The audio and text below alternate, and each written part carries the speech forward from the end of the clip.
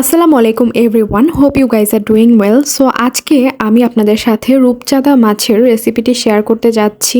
এটি আমি ভুনা করেছিলাম পেঁয়াজ আর টমেটো দিয়ে। প্রথমে আমি একটি আস্ত রূপচাঁদা মাছ নিয়ে নিয়েছিলাম, আরেকটি মাছের মাথা ছিল সেটিও আমি দিয়ে দিলাম। যাই হোক, তো এরপর আমি এখানে মশলা দিয়ে দিচ্ছিলাম। প্রথমে আমি দিয়ে দিয়েছিলাম শুকনো মরিচ গুঁড়ো, তারপর হলুদ, সেই সাথে আমি কিছুটা লবণ দিয়ে এই মাছটাকে আমি বেশ ভালো মতো মেখে নিচ্ছিলাম।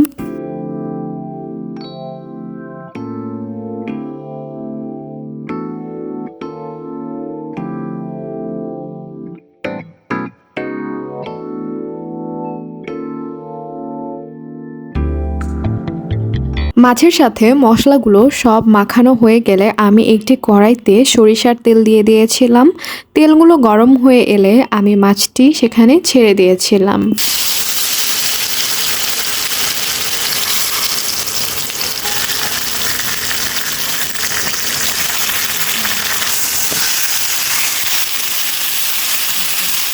এই পর্যায়ে মাছটি যখন ভাজা হয়ে গিয়েছিল তখন আমি এটি আলাদাভাবে তুলে রেখেছিলাম।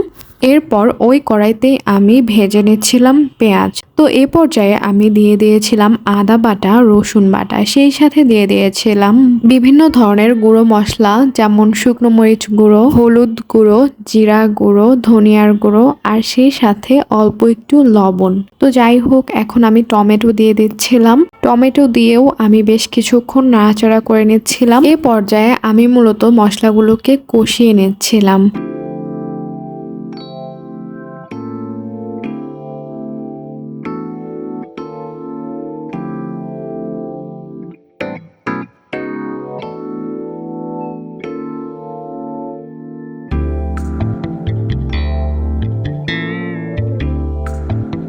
মশলাগুলো সব কষানো হয়ে গেলে আমি ভাজা মাছটি ছেড়ে দিয়েছিলাম। এরপর আমি হালকা একটু পানি দিয়ে ঢাকনা দিয়ে ঢেকে দিয়েছিলাম। তো এ পর্যায়ে মাছটি যখন সম্পূর্ণভাবে হয়ে গিয়েছিল তখন আমি নামিয়ে পরিবেশন করে নিয়েছিলাম।